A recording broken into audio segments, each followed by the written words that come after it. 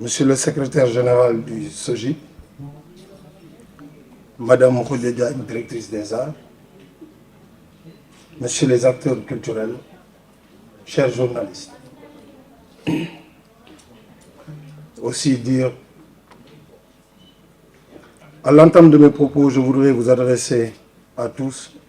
nos sincères remerciements pour votre présence à cet événement important. C'est très important et moi je dirais que c'est un événement historique. Parce que le hip-hop mi ngi dugg Dakar Arena, je pense que historique là. C'est en effet un temps fort de la vie des cultures urbaines que marque cette cérémonie de signature d'accord entre les acteurs du hip-hop dans un contexte pour le moins particulier. Malal wax na ko léegi, le hip-hop a 50 ans. Et dans cet espace hautement symbolique qui est Dakar Arena, qui est quand même un temple, je dirais même joyau en matière d'infrastructure. G. Yóbbante la nga wax ko directeur général ne que la salle elle est magnifique. Et dire qu'elle est extraordinaire. Elle est simplement belle, elle est magnifique. La signature de ces accords dans le cadre de la deuxième édition du Taarou Rap Galsen organisée par Sénat Vision n'est pas qu'un acte protocolaire ou conventionnel. Elle porte l'empreinte d'une volonté commune de promouvoir les industries culturelles et créatives, mais aussi de restaurer aux cultures urbaines toute leur place dans l'ordre des propriétés, de célébrer et d'impulser une dynamique porteur d'espoir au hip-hop à l'orée de ces cinquantenaires.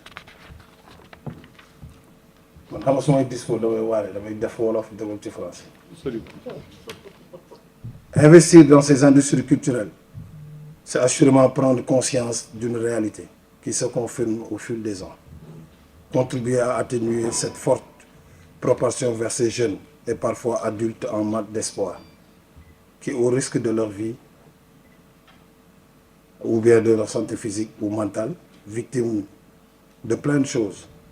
qui se passent dans les temps modernes, du trafic humain et plein d'autres, on peut en citer. Bravant par milliers au quotidien les aléas des océans ou des pistes de Nicaragua, gars yi ngi dem Nicaragua juste parce que amatuñu espoir wala xëy na lu bari gisatuñu. Les voyages bu metti la, parfois sans détour, qui à l'arrivée au loin d'être li nga yaakaar ne loolu nga fay fekk mënoo ko fa fekk parce que da ngay defee ne mën nga dem bitim réew fekk fa lu gën li nekk Sénégal te je pense que li gën fii la nekk. Sénégal suñu Sénégal la suñu réew la ñi fi toog gënuñoo xàddi ñi dem. Tu vois, je pense qu'il y a de l'espoir et c'est à nous de maintenir cap boobu dafa am solo. Restaurer l'espoir par l'offre d'alternatives crédibles et adaptées aux attentes et aux besoins d'une jeunesse dynamique, soucieuse de jouer pleinement sa partition dans l'œuvre de construction nationale, en assumant la plénitude de leur citoyenneté, de vivre au mieux des fruits de leur créativité, de talent et de leur espoir d'initiative. À ce pari optimiste que nous invite cette présente cérémonie, rehaussée par la présence du ministre de la Culture et du Patrimoine historique. Foofu dama fiy taxaw lu tax ma taxaw fii, nous avons fait le TRG Show Acte 1 daaw. C'était au Terrou. Le ministre de la Culture était là. Il s'est passé pour moins de 365 jours parce que matagul at. Je pense que kaddu yi mu waxonte woon ak ñun yëpp kaddu yooyu def na ko.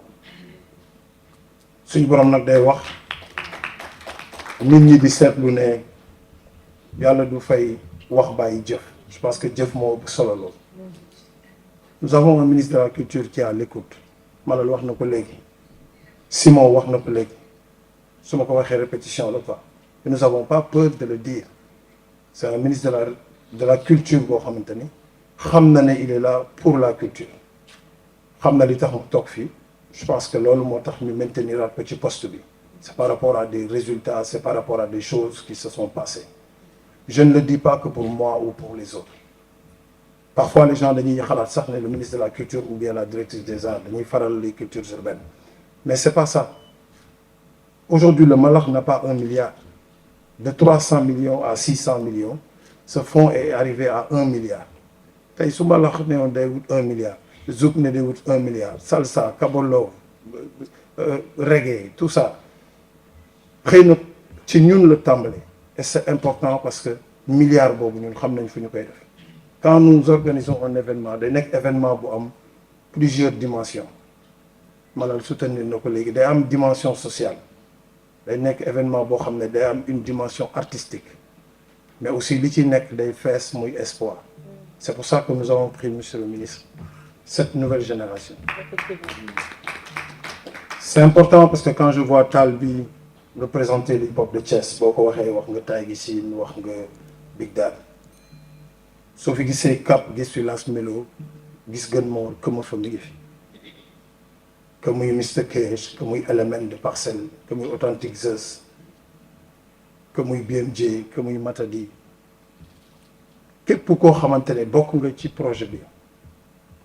flambeau hip hop nga yëkkati téye ko pour jëme ko ci kanam ñun hip hop mënuñu la sant ba mu doy et je le dirai ici à la télé à la radio fu mu mënti nekk parce que nit nekk na ci poste de responsabilité ba tàyyi ñu dénk ko ay responsabilité moom lu mu mën te def ko te du ko wàññi dara à la fin de la journée il rentre chez lui mënoon na ko def c'est un ministre accessible il était là pour le TRG acte 1 il est là pour le TRG acte 2 te su ko fi suñu borom bàyyee il sera là pour d'autres TRG et ainsi de suite ainsi de suite parce que dafa gëm projet bi muy ñëw dafa ànd ak ay autorités ànd ak ay directeurs ànd ak ay administrateurs parce que xeebaluñu suñu bës et c'est important parce que même ñun hip hop bi xeebaluñu suñu bës YD est là Simon est là Djibi est là Bakhaw est là Fou Malade est là Rifou est là monsieur le ministre danga may permettre ma taxaw ci Rifou pourquoi quand nous avons été reçus au palais Simon wax na li ci nekk yëpp xëy na j'aurais pu sortir et en parler mais su fekkente ne man dama bëgg a yéeg ci garab ku ma sànni xeer ma wàcc ci garab bi jël xeer bi fayu kon du ma yéeg nous allons rassembler pour le hip-hop il y a deux catégories de personnes dans la vie Malal il y a un spectateur et un acteur le spectateur dira sama yoon nekkul ci dara moi je regarde tout ce qui se passe autour de moi mais l'acteur xam na ne dafa am rôle bu mu war a jouer et que tout le temps dañu koy wax cette phrase que la culture est au développement ce que l'esprit est au corps c'est important pour nous de donner de la force c'est important pour nous de lui donner de la lumière aujourd'hui Malal c'est du hip-hop mais lui à lui tout seul il peut manager le TRG show Djibi Bakhaw su ma xalaatoon dem feneen sax day tàmm sama loxo ne ma dañuy dem Arena pourquoi parce que Youssou Ndour def na ko même si Arena c'est 18 000 places nous pensons que Inch'Allah le hip-hop peut faire je dirais pas faire mieux que Youssou Ndour parce que c'est pas possible du tout de faire mieux que Youssou Ndour parce que suñu mag la suñu grand la c'est quelqu'un de formidable mais ni mu nekkee challenger loolu la def ci ñun aussi ay challenger lañ moom tey bu ñu ko waxee ne que le hip-hop va à l'assaut de Arena li mu njëkk a wax mooy booy ay guerrier lañ parce que xam na lu ñu nangu mbalax ñëwaat fii beneen mbalax fekkaat ko fi wala fekkaat ko fi ñun ñuy jóg a jël initiative def ko wolof day wax peccu liir su neexee nday jaatee ci mbagg yi à chaque fois quand su cérémonie amee les gens font dañ lay préparer benn discours indi leen waxal lii jàppal préparer moi j'aime pas trop les discours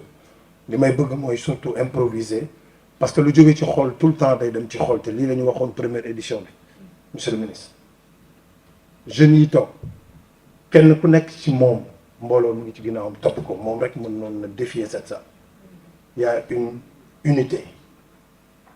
tasaaroo ñu ci salle bi kenn moytuwul moromam nous avons eu nous des problèmes mais terewul bu pour le hip-hop ñun ñëpp ay jóg taxaw c'est important daaw ren dañu jóg dem añi kër Bamba ji Fall dem añi kër Black Mbolo ainsi de suite ñoom aussi la même chose parce que je pense que moytantewuñu xam nañu flambeau bi ñu leen war a jox dimension du monde nous avons des autorités qui sont extraordinaires la rencontre des deux airs par force la le rap et la République par force ñu wax nous ne pouvons pas être au Sénégal avoir un ministre de la culture avoir une directrice des arts et être là sur des détails et polémiquer sur des choses nous devons aller vers l'essentiel et l'essentiel mooy bu ñu daan wax rap Galsen dañ doon wax ñun ñoo mën Afrique tey la ñu rap yëpp yàpp rabu Mauritanie rabu Mali rabu Côte d'Ivoire rabu Guinée rabu Ghana rabu Gambie sax rek yem nañu donc yéen dafa am benn rôle bu ngeen war a def gars yi wax nañ ko ñun amuñu woon chance su jouer ci salle bi xalaatuñu ko woon sax c'est des infrastructures yu ñu teg état bi daf ko teg pour que des artistes ñu am ci mën ci dugg mën ci jouer nous avons rien à envier salle yooyu parce que suñu salle moo dàq salle yooyu j'ai organisé le Bercy de Wally à 30 ans organisé naa ñaata Zénith li la waa Sojid di jox sooy dugg ci salle bi fii am na ba am fooy sangoo am na y a du tout c'est-à-dire lépp luy infrastructure war a am pour bitim réew defal nañu ko je pense que pour ñun la pour conclure ñu jox ñu aussi des opportunités wax naa ko peccu liir bu neexee nday jaatee ci mbagg yi et le ministre de la culture nous a accompagnés avec lui Aliou lu tax avec Aliou Sow tu ne peux pas avoir peur de prendre des initiatives tey soo ñëwoon na ko le hip hop va à Bercy mu ne la le hip hop va à Bercy soo ko ne le hip hop day dem Zénith mu ne day dem Zénith duñu reste des combats Dakar Arena benn palier la suñ fi jógee dañuy dem Olympia après Olympia da ngay dem Zénith après Zénith da ngay dem Bercy et nous allons à conquérir le monde foofu la hip hop bi suñu génération bu bees bi mën nañ ko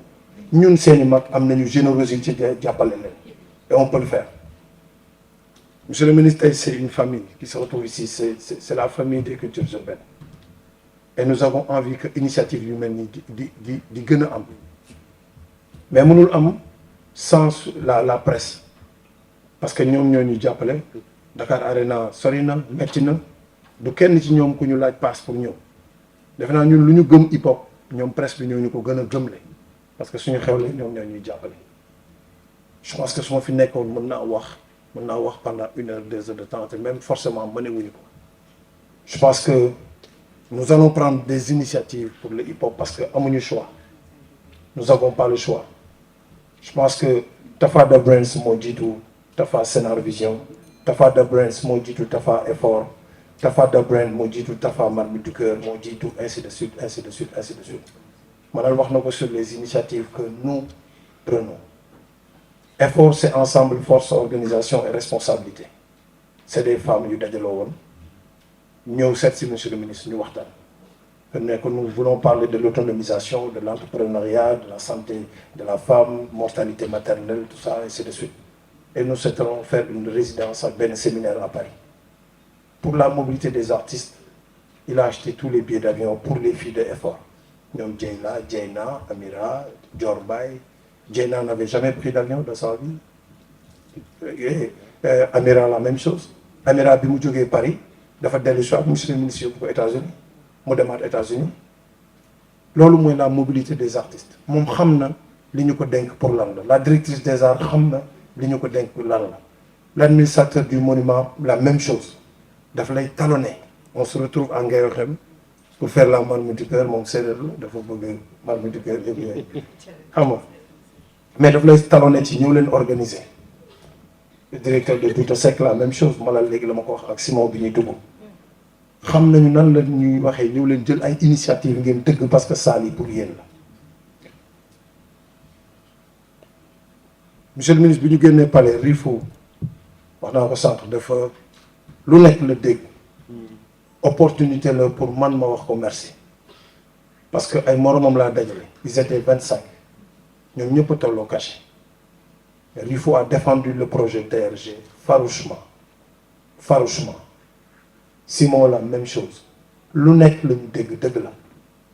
même si dans la démarche les gens n'ont même pas compris lan la Rifo di wax il a juste voulu défendre un projet et un frère et ça c'est important détail bi Simon di wax léegi dafay tardel hip hop daf ñuy tardel et nous sommes une famille ñun ñoo war a booloo pour lii ñu jëm ñu dugg ci bismillahi rahmaani rahim génn ci alhamdulillahi rabbil alamin ku santul doomu adama mënoo sant suñu borom ba mu gëm wala ba mu yegg ci moom ñun bu ñu monsieur le ministre Aliou Sow defalee lu baax dañu koy wax que defal nañu lii defal nañu lii defal nañu lii bëgg nañu nag mu defal ñu lii defal ñu lii defal ñu lii te lépp c'est ci dialogue la ci communication la ci waxtaan la ci dal la il faut ñuy waxtaan il faut que Sénégal ñu xam mën a ràññee entre la personne et l'autorité ak l'institution yooyu yëpp benn bokk ci ak sa morom tey lu ñu wax suñu borom tappal na ko gratu ministre de la culture et du patrimoine historique moom xam na lan mooy passation de service il a été ministre de la jeunesse ren il y a pas amul semaine de la jeunesse amul des initiatives yoo xamante ne dafa lié directement à la jeunesse te pourtant culture mi ngi positionné wu pour donner cet espoir là parce que jeunesse bi mooy dem Nicaragua ñooy génn dem États-Unis ñooy dem feneen dernièrement on a vu des Sénégalais se parader sur Maison Blanche doxantu gis ay nit biir Maison Blanche te tey ñun jeunes yi bu ñu duggoon biir palais doxantu avec fierté suba ñu bind fépp non gars yi dugg nañu palais te pourtant Maison Blanche ay miir yu weex la palais bii ay miir yu weex la amul lu Maison Blanche ëppale suñu palais bi avec fierté dañu war a dugg biir palais dem ci jardin yi wane la beauté de notre palais boobu parce que palais boobu ku nekk jaar na fa Senghor jaar na fa Abdou Diouf jaar na fa Abdoulaye Wade jaar na fa Macky Sall mi jaar na fi mi ngi dem keneen dafiy ñëw ainsi de suite suñu fii la nekk donc suñ ma woowaatee suba pour TRG show damay dem du ma ci détaillé nag parce que Simon wax na ko li ma waroon wax yëpp Simon waxal na ma kon jarul ma koy wax mais juste rek ngeen comprendre ne initiative bu mel nii man mënuma ko jël sans pour autant discuter avec les autorités parce que même bu ma indee 17 000 ou bien 15 000 jeunes quelque part dama impliqué dans quelque chose tey lu xew ci salle bi dinañ wax ak man forcément je suis obligé d'aller voir la gendarmerie que mooy la police les sapeurs-pompiers je discute avec le ministre sur la faisabilité sur le directeur général du SOGIP sur l'état de la salle sur lépp bu fi benn nit amoon gaañu man la ñuy woo duñu woo kenn parce que man maa woo mbooloo mi donc man maay jël initiative aller rencontrer les autorités jox leen seen cër waxtaan ak ñoom et ça c'est pas il faut que gars yi bañ a mélanger loolu mooy torpiller un projet et projet bii bu réussir daaw ñii ñëpp kenn joué ñeneen ñoo joué woon mais ren ñii ñoo joué il est pas sûr que déwén ñoom dañuy joué parce que ñeneen ñu leen gën a aay dañuy ñëw ainsi de suite challenge boobu état d'esprit boobu ñun ñoo koy créer ci jeunes yi ñun ñoo leen di may espoir et espoir boobu mooy tax ñun ñoo fi toog le hip-hop a perdu des soldats sur ces 50 ans là nous avons perdu Las Relmigio nous avons perdu Bourba Djolof DJ Matar ainsi de suite ñi ci génn àdduna yal na leen yàlla yërëm xare na àjjana bëri na tey ñooñu Pacotille c'est avec fierté tey ku leen fekk fi leen nekk na leen hip hop dugg na biir arena avec plus de 18 000 personnes li ñu yaakaar ñoom seen xol dina set monsieur le ministre encore merci monsieur le secrétaire général encore merci de nous avoir reçus ici nga waxal ñu le directeur général du SOGIP que suñu xel sedd na suñu borom nag moo xam fi ñu jëm dinañ ci am ndam wala duñ ci am ndam et am nañ ci yaakaar mais jaam ak pexem suñu borom ak dogalam mais gëm naa ne bu hip hop bi àndee ñu yéenante bokk ndey bokk bàyyi nekk benn bàyyi détail bu déwénee bu ñu fi ñëw wala dans 2 ans 3 ans sur une initiative malade c'est pour demander le stade c'est pour demander le stade et bu ñu demander le stade dinañ ñu ko jox tout le temps dañ koy wax quoi maa ngi leen di tooñ ne leen Radisson Diamniadio suñ ko gisee rek équipe nationale Sénégal moo fi joué ñu seen Aliou Cissé gars yi ñu génn ci bis bi wala hôtesse de l'air yeeg waa Air Sénégal compagnie monsieur le ministre dañu bëgg a booy dugg Radisson Diamniadio dox ci wetu piscine bi ñëw def balance ñëw nekk ñu traité leen comme ni ñuy traité stars yi nekk bu ñuy joué Zénith wala ñuy joué Bercy parce que ñun ñoom la ñuy am suñu rey rakk la ñu ñoom ñoo tax ñuy fay ñoom ñëpp ay jàmbaar la ñu ngi teg seen ay studio kenn ku ci nekk sa koñ ku nekk sa gox dimension sociale bi may wax ci projet bi mooy lu ñu leen fay ñu jox ko seen ay waajur jox ko seen waa kër jox ko seen ay famille ay nit la ñu dañu war a réussir ci hip hop bi aujourd'hui il y a plein d'initiatives quand on a fait effort monsieur le ministre nous a accompagnés sur des initiatives yoo xam ne ba tey on est en train de mettre en place la cité effort les filles de effort kenn ku nekk ci ñoom mën na am benn terrain boo xam ne mi ngi liggéey di cotiser di fay terrain boobu monsieur le ministre dugal ci lu am solo